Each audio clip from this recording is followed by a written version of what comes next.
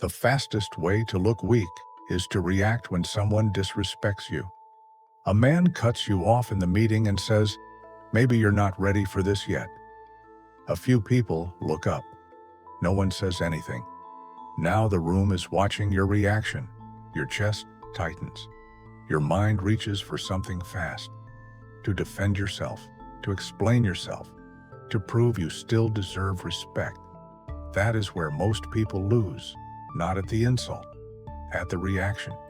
Most people think strength means answering immediately, but the moment someone else can rush your reaction, they are already pulling you out of position.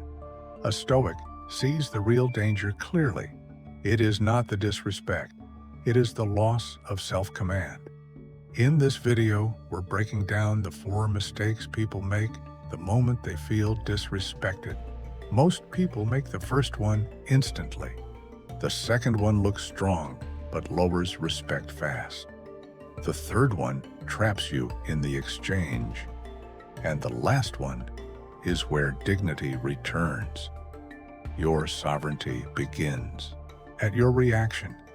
Most people think they lost respect because someone disrespected them. That is not what happened. They lost ground because they rushed to answer the moment. The insult was small, the reaction made it bigger. That is where control begins. 1. The trap starts before you answer. Your phone lights up. A message drops into the team thread. Let's not make this more complicated than it needs to be. Short, public, dismissive. You read it once, then again, and immediately your mind starts moving, not toward clarity, toward damage control. How do I answer this? How do I shut this down? How do I not look weak in front of everyone reading? That is the trap. The first mistake after disrespect is not in the sentence you say. It is in the speed. The speed to correct, the speed to recover, the speed to prove you are still in control. That speed does not look strong. It looks moved. Because the moment you rush to repair your image, you stop responding from position.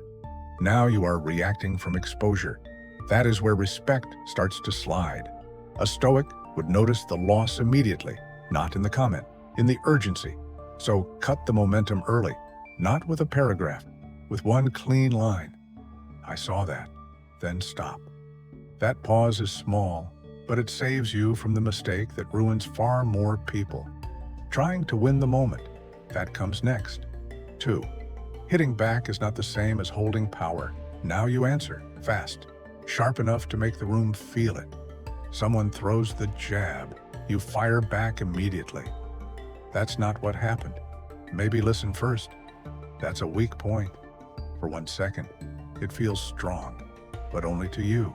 To everyone else, it looks touched. That is the mistake. Fast does not look strong. Fast looks hit. A few people go quiet. One person looks down. The room is no longer watching who was right. It is watching who got moved. Most people think power means striking back fast. Correct the disrespect. Reclaim the space. Make sure no one mistakes you for weak.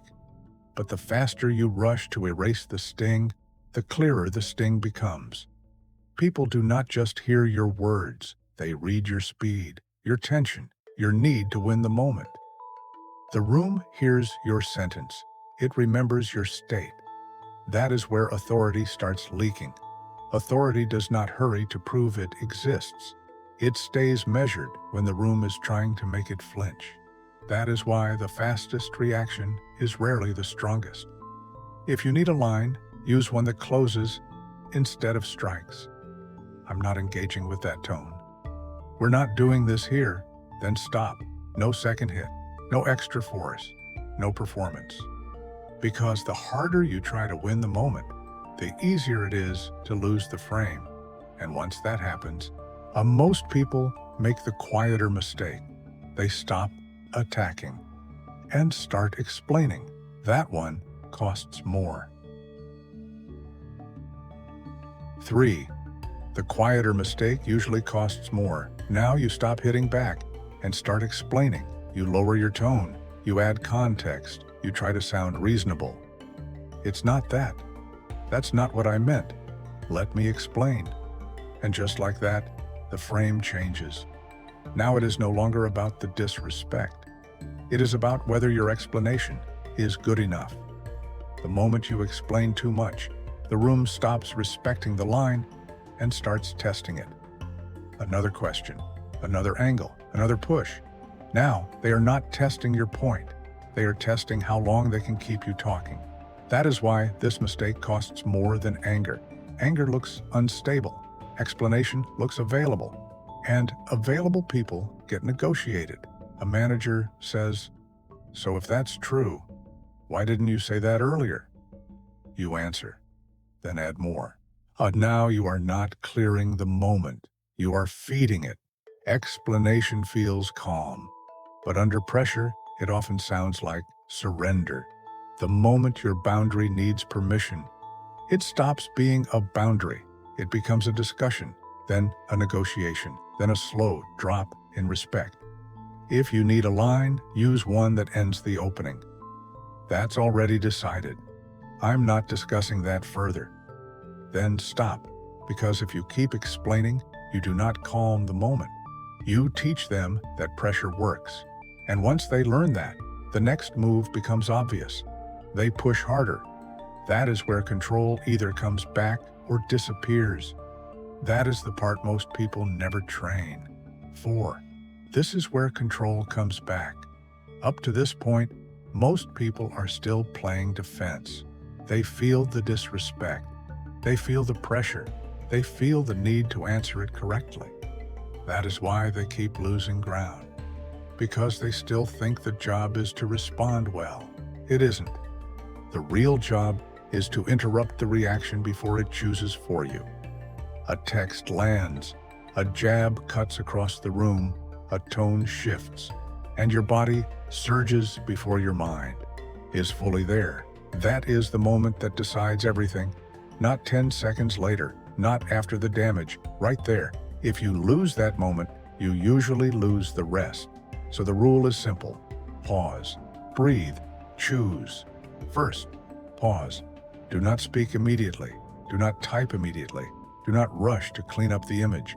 No fast defense, no fast correction, no fast self-rescue.